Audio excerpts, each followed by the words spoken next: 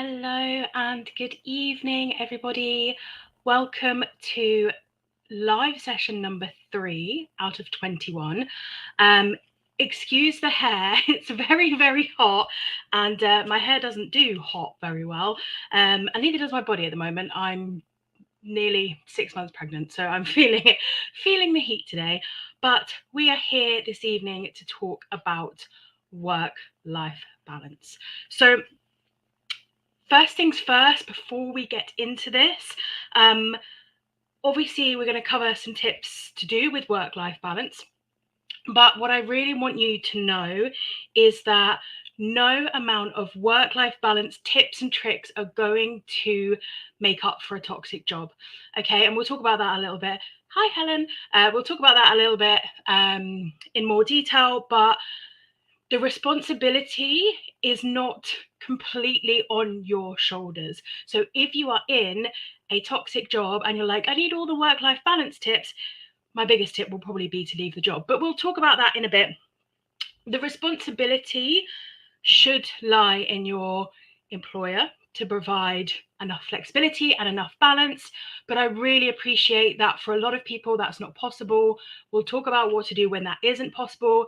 I'm not going to sit here and say to get a good work-life balance, you need to quit your job, because that's just not realistic for everyone. So what I want to think about today are the things that we can do, but do think about where the responsibility lies. So I spend a lot of my time talking to workplaces, trying to get them to bring more work-life balance in, telling off managers.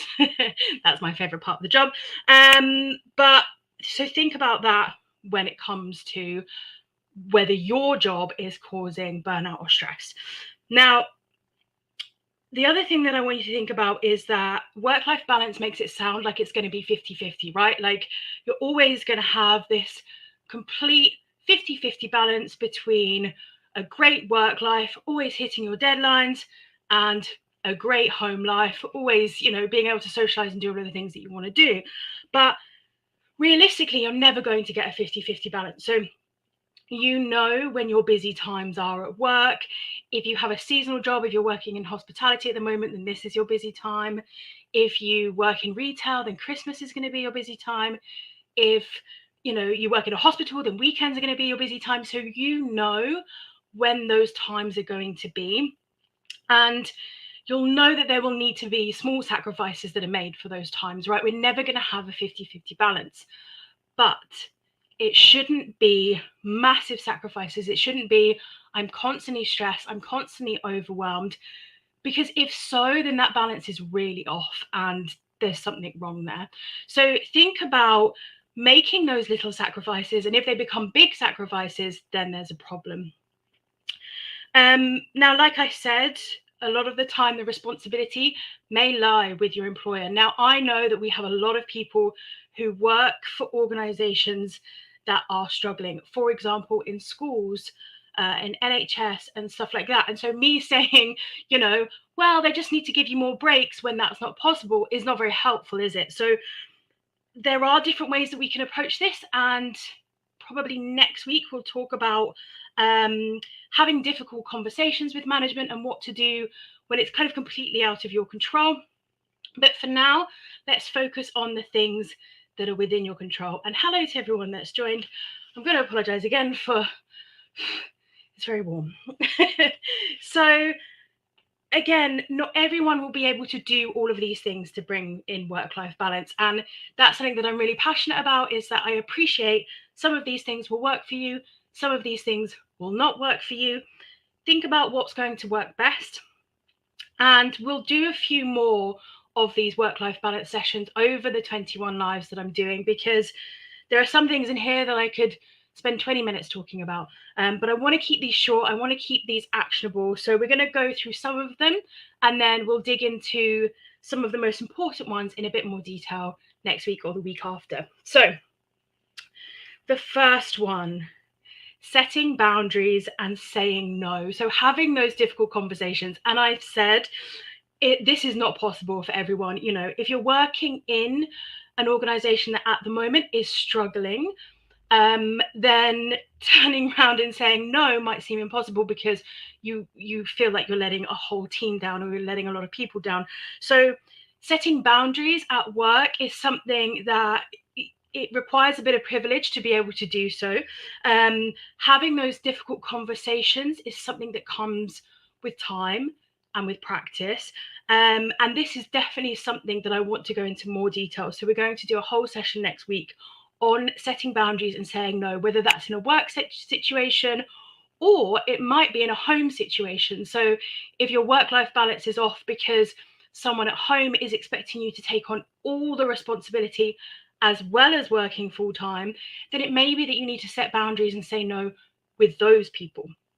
So we will do that as a whole session next week. Here are some nice, quick and easy ones. Work-related notifications off, unless you're on call, please don't do that.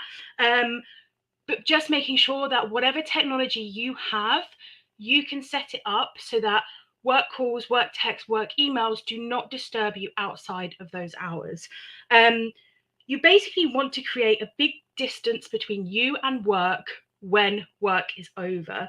And as someone who has been self-employed for 11 years, my husband has been self-employed for 10 years, that's hard in any situation. It's very hard when you're self-employed as well, but it's so important. I can't stress how important this is. My husband still has his work phone on constantly. It goes off 20 hours a day pretty much, and it does create an imbalance. So think about how you can create a distance. If you work from home, can you have a little space? It doesn't need to be a whole room. Can you have a little space that is workspace that you can turn around and it is home space? So think about how can I create as much distance as possible. And a really good way of seeing how much distance you need is to keep a working hours diary or a working hours log. Now, if you are a bank worker, a shift worker, agency worker, you might do something like this anyway, but we're going to take it a little bit further. So what I want you to think about is writing down all of the hours that you work, but also writing down all of the hours that you think about work or that you work off the clock. So if you work a 9 to 5, you'll write down your 9 to 5 and then write down every 5-10 minutes that you're replying to an email outside of those hours, or you're replying to a text from a colleague, or you're thinking about all of the work that you've got to do tomorrow, or writing a list for Monday. So for 1 week, keep a log of all of the hours that you do in work and thinking about work, around work, and then look at that and say, okay, well, how can I create some distance? How can I stop myself from replying to those emails, replying to those text messages? Is it that I need a separate work phone? Is it that I need to turn notifications off? So really analyzing, I love writing down everything I do. I'm lists everywhere, but really analyzing what is it that's causing the problem? What is making this work-life balance shift in the wrong way? And then how can I create as much distance as possible between my home life and when I'm switching off from work and my work life?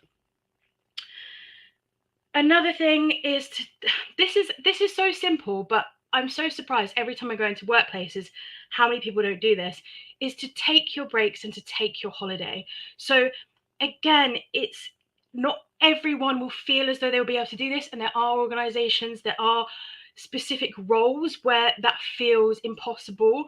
But holiday is there for a reason. Please do take it. I know so many people that take no holiday and they feel like they're helping out, but actually they're not very productive. They're not giving their best because they haven't had any rest, right? So take the holiday, take the breaks.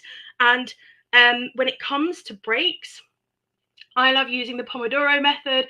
I know that anyone that follows me or follows the ABC already knows what this is. But for those that don't, it's basically where you focus for 25 minutes on whatever task. You can use this at work. You can use this for chores at home. It's how I get my home clean. And then for 5 minutes, you take a break and you do whatever it is you want to do that is separate from work or from those chores or whatever else. And you can also reverse this. So if you want to fit more self-care in. You can do 25 minutes of self-care and 5 minutes of a task that you don't want to do. So really what it is, it's about how long we can concentrate for. And there's some great studies. There's one on Harvard that says that we're only productive 4 hours a day, right? But we spend so much time thinking, oh, I'm being productive because I'm tapping away on emails or I'm doing this. But actually our real focus time is around 4 hours a day. So if you can, again, this doesn't work for everyone in every organization, and I appreciate this, but if you can, split those days into little chunks of time. And then it's really helpful if you have ADHD, if you struggle to concentrate, splitting your days into chunks of time can be really helpful as well. Next one, brain dumping. Hands up who ABCers here has done a brain dump with me before. This is really, really good for reprioritizing, rejigging. And when you get to that point where you feel really, really overwhelmed with work and you're like, I'm not getting anything done because I don't know where to start, right? Like I just don't know what I'm supposed to do. So brain dumping is getting it all out of your head, all down on paper, splitting it into categories, and then prioritizing those categories. There's Helen. So I will talk to you about this in more detail soon. And I have something very exciting. I'm not going to open it today. It's a 50-50 split on whether I should open it now or at another point. But I have something very, very exciting for my fellow brain dumpers coming soon. But that's for another day. So brain dumping is great. I've got loads of guides on the Anti-Burnout Club. We talk about it a lot. If you're a member of the free platform, just search brain dump and it will come up everywhere because I talk about it so much. So this is a really nice way of reprioritizing as well and just getting it out of your head and feeling less overwhelmed. And there are loads of time management things out there, right? There's like Eat the Frog, there's the Getting Things Done, there's so many. I feel like I've read about 100 books and all of the different time management, time blocking. What's important is finding the one that works for you, and it will completely depend on how your brain works, on what, you know, some people really like being in depth with it. Some people like it to be really quick and snappy. So finding the stuff that works for you. And again, on the Anti-Burnout Club, on the free platform, there's loads of time management stuff. So if that's something that you think, do you know what, my work-life balance is off because I just need to reprioritize or I just need a bit of time management, then look for those things.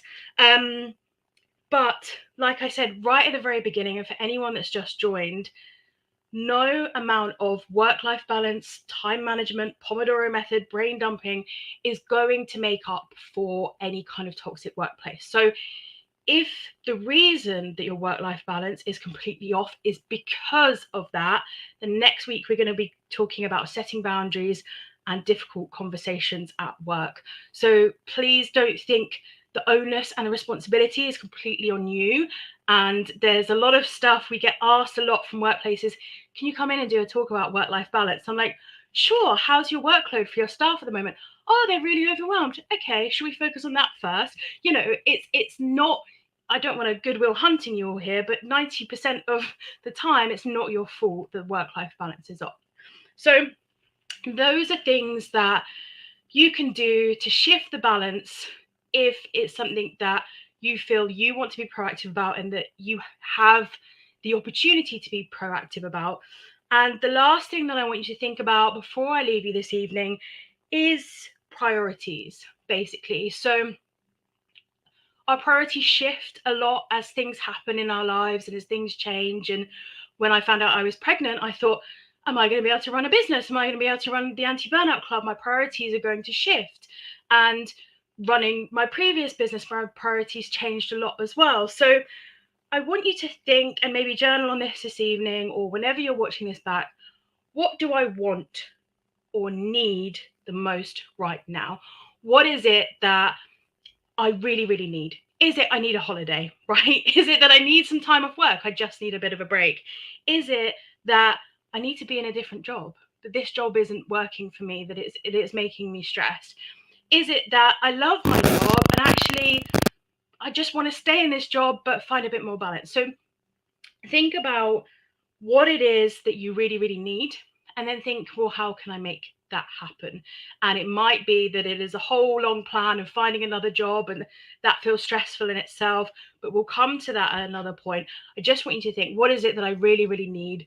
What's calling to me right now? What will help with that work-life balance? And think about that. Just think about that for a week or so. And when we come back to work-life balance next week, it might be that I've got some answers for you that will help. But please, at any point, send me in your questions. You can message me on Facebook, on Instagram, leave them in the comments. I always post these afterwards. So if there's anything that you want to ask about work-life balance, if there's anything that's come up for you in your priorities and you're like, I don't know how to make that happen, then please let me know.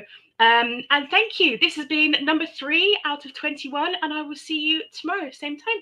Bye.